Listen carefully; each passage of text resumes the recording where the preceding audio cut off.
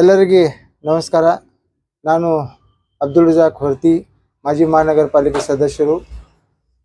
ಬಿಜಾಪುರ ನಗರದಲ್ಲಿ ಮಾನ್ಯ ನಮ್ಮ ಜಿಲ್ಲಾ SP ಸಾಹೇಬರು ಲಕ್ಷ್ಮಣ್ ನಿಂಬರ್ಗಿ ಅವರು ನಮ್ಮ ಜಿಲ್ಲೆಯವರೇ. ಹಾಗೂ ನಮ್ಮ ಇಡೀ ಕರ್ನಾಟಕನಾಗ ಎರಡನೇ ದೊಡ್ಡ ಕಳ್ತನ ಅಂದ್ರೆ ಮನಗೋಳಿ ಕೆನರಾ ಬ್ಯಾಂಕ್ದು.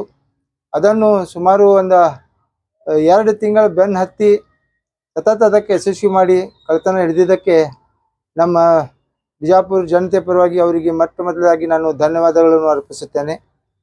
ಯಾಕಂದ್ರೆ ಒಂದು ನಿಷ್ಠಾವಂತ ಅಧಿಕಾರಿ ನಮ್ಮ ಜಿಲ್ಲೆಗೆ ಬಂದಾಗ ಇಂಥವು ದೊಡ್ಡ ದೊಡ್ಡ ಹಗರಣಗಳನ್ನು ಸಾಲ್ವ್ ಮಾಡಲಿಕ್ಕೆ ಇಂಥ ಆಫೀಸರ್ ಅತಿ ಅವಶ್ಯ ಇರುತ್ತೆ. ಆದ್ದರಿಂದ ಇಲ್ಲಿ DSP ಆಗಲಿ, ಅಡಿಷನಲ್ SP ಅವರಾಗಲಿ, ಎಲ್ಲ ನಮ್ಮ CPIಗಳಾಗಲಿ, PSIಗಳಾಗಲಿ ಎಲ್ಲರೂ ಸೇರಿ ಅವ್ರ ನೇತೃತ್ವದಾಗ ಅವ್ರ ಮಾರ್ಗದರ್ಶನದಾಗ ಈ ಕಳ್ತನ ಹಿಡಿದಿದ್ದು ಇಡೀ ಕರ್ನಾಟಕನಾಗ ನಮ್ಮ ದೊಡ್ಡ ಹಗರಣ ಅನ್ನೋದು ತಪ್ಪೇನಿಲ್ಲ. ಯಾಕಂದ್ರೆ ಬಿಜಾಪುರ್ನಾಗ ಒಂದು ಮಾದರಿಯಾಗಿ ಅವರು ಪೊಲೀಸ್ ಡಿಪಾರ್ಟ್ಮೆಂಟಿಂದ ಒಂದು ಕೆಲಸ ಮಾಡಿದ್ದಾರೆ. ಅವರಿಗೆ ಮತ್ತೊಮ್ಮೆ ನಾನು ಕಾಂಗ್ರಾಚುಲೇಷನ್ ಹೇಳ್ತೀನಿ. ಅದು ಅಲ್ಲದೆ ಮಾನ್ಯ SP ಸಾಹೇಬ್ರ ಬಲ್ಲೆ ಒಂದು ವಿನಂತಿ ಏನಂದ್ರೆ, ಇತ್ತೀಚೆಗೆ ಒಂದು 7-8 ದಿವಸ ಒಳಗೆ ಸುಮಾರು ಒಂದು 5 ಮರ್ಡರ್ ಆಗಿದ್ದಾವೆ ಬಿಜಾಪುರ್ನಲ್ಲಿ. ಇದು ಒಂದು ದುಃಖದ ಸಂಗತಿ. ಆದ್ದರಿಂದ ತಾವು ಅಲ್ಲಲ್ಲೇ ಒಂದು ವಾರ್ಡ್ ವೈಸ್ ಆಗಲಿ, ಒಂದು ಏರಿಯಾ ವೈಸ್ ಆಗಲಿ ಒಂದು ಅವೇರ್ನೆಸ್ ಕ್ಯಾಂಪ್ ಮಾಡಿ ಎಲ್ಲ ಡಿಪಾರ್ಟ್ಮೆಂಟ್ ಸಿಬ್ಬಂದಿಗಳಿಗೆ ಮತ್ತು ನೈಟ್ ಸಿಬ್ಬಂದಿಗಳಿಗೆ, ಬೀಟ್ ಸಿಬ್ಬಂದಿ ಇರ್ತಾರೆ ಅವರಿಗೆ ಒಂದು ಸ್ವಲ್ಪ ಅವೇರ್ನೆಸ್ ತಂದುಬಿಟ್ಟು ಈ ಏನು ಬಿಜಾಪುರ್ನಾಗ ಶಾಂತಿ ಇದ್ದಿದ್ದು ಊರಿನಲ್ಲಿ ಒಂದು ಭಯ ಉಂಟಾಗುವಂಥ ಕೆಲಸ ಆಗ್ತಾಯಿದೆ. ತಮ್ಮ ನೇತೃತ್ವನಾಗ ತಾವು ಇದುವಂಥ ದೊಡ್ಡ ಹಗರಣವನ್ನು ಹಿಡಿದಿರಿ. ಇಂಥವು ಏನು ಕೆಲಸ ಅದಾವು ಸಣ್ಣ ಪುಟ್ಟು ಇದನ್ನು ಕೂಡ ಆಗಬಾರ್ದು. ಯಾಕಂದರೆ ಜೀವ ಎಲ್ಲದು ಅಷ್ಟೇ.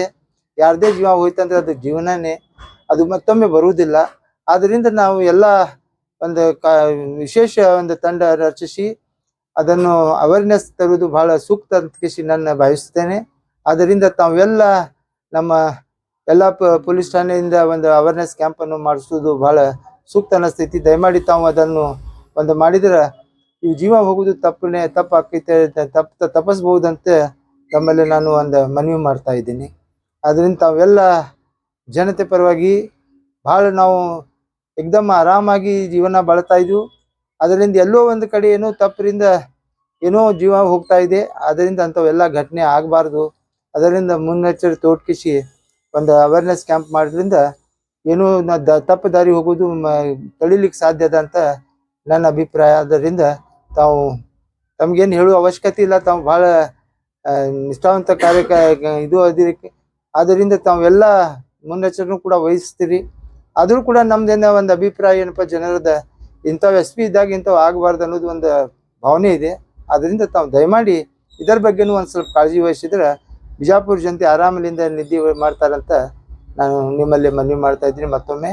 ಅದರಿಂದ ತಾವೆಲ್ಲ ಮಾಡ್ಬೇಕಂತ ತಮ್ಮಲ್ಲಿ ಮತ್ತೊಮ್ಮೆ ಹೇಳಿ ನಾನು ಒಂದು ಮಾತು ಮುಗಿಸ್ತೀನಿ. ಜೈ ಹಿಂದ್, ಜೈ ಕರ್ನಾಟಕ.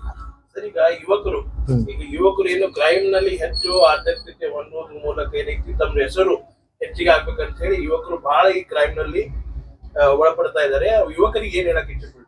ಆ ಯುವಕರಲ್ಲಿ ಏನ್ ಮಾಡ್ಬೇಕಾಗಿತ್ತಂದ್ರ ಅವರಲ್ಲಿ ಮನವಿ ಮಾಡುವುದೇನಂದ್ರ, ತಾವು ಏನು ತಪ್ಪು ದಾರಿ ಮಾಡಾಕತ್ತೀರಿ, ಇದು ಹೊಡೆದವ್ರದ್ದು ಜೀವನ ಹಾಳ, ಹೊಡೆಸ್ಕೊಂಡವ್ರ ಜೀವನ ಹಾಳ.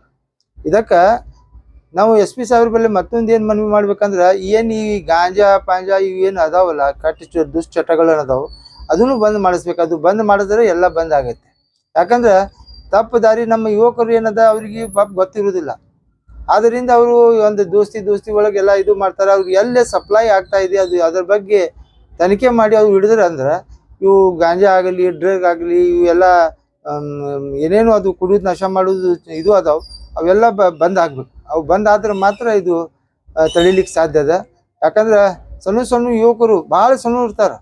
ಅವರು ಏನು ಗಾಂಜಾ ಇದಕ್ಕೆ ಒಂದು ಬಲಿಪುಷಿ ಆಗ್ತಿರ್ತಾರೆ.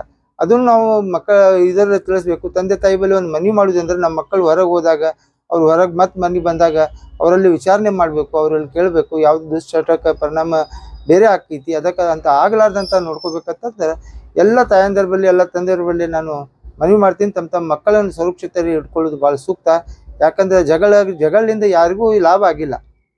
ಜಗಳಿಂದ ಕೆಟ್ಟ ಹಾಕೋತ ಹೋಗ್ತೈತಿ, ಪರಂತು ಲಾಭ ಆಗೋದಿಲ್ಲ. ಅಂಥವೆಲ್ಲ ಮಾಡಬಾರ್ದು. ಯುವಕರು ಬಳಿ ಮನವಿ ಮಾಡ್ತೀನಿ, ತಾವು ಕೂಡ ಈ ದೇಶದ ಭವಿಷ್ಯದ ರೀ ತಾವು ಏನೈತಿ ಕಲತ್ ಕಿಸಿ ಸಾಲಿಯನ್ನು ಕಲತ್ ಕಿಸಿ ವಿದ್ಯಾವಂತರಾದ್ರಂದ್ರೆ ಇಂಥ ದುಶ್ಚಟ ಆಗೋದಿಲ್ಲ. ಮತ್ತು ಇದರಿಂದ ನಾವು ಉಳಿಬೇಕು, ಎಲ್ಲ ನಾವು ಚಲೋ ಭಾವಿಕತೆಯಿಂದ ಬೆಳಿಬೇಕು. ಮತ್ತು ಯಾವುದೇ ದುಶ್ಚಟಕ್ಕೆ ನಾವು ಬಲಿಯಾಗಿ ಏನಾರೇ ಮಾಡಕ್ಕೆ ಹೋದ್ವಿ ಅಂದ್ರೆ ಏನಾರೇ ಅನಾಹುತ ಆಕ್ಕವು, ಮನಿ ಎಲ್ಲ ಹಾಳಾಗ್ತಾವೆ. ಅದರಿಂದ ತಾವು ಕೂಡ ಎಚ್ಚರಿಕೊಂಡು ಯಾರು ಕೂಡ ಜಗಳ ಮಾಡ್ಲಾರ್ದಂಗೆ ನೋಡ್ಕೋಬೇಕಂತ ತಮ್ಮಲ್ಲಿ ಮನವಿ ಮಾಡ್ತೀವಿ.